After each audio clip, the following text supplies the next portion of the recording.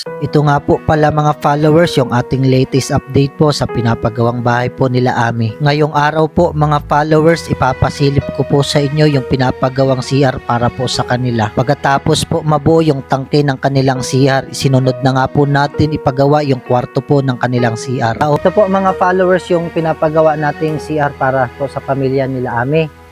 Ito po mga followers ay malapit nang matapos. Konti na lamang, bububungan na lamang. Gusto mong sabihin Ate Ami, pinapagawa na itong CR ninyo at malapit na itong matapos. Magkakaroon na kayo ng bagong CR. Maraming salamat po sa nag-sponsor at lalo na po sa Panginoon.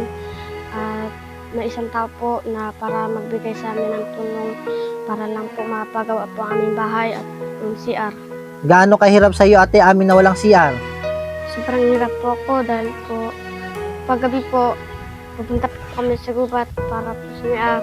Lalo po pag ako po papasok. Ang Diyos natin sadyang marunong, siya'y mabuti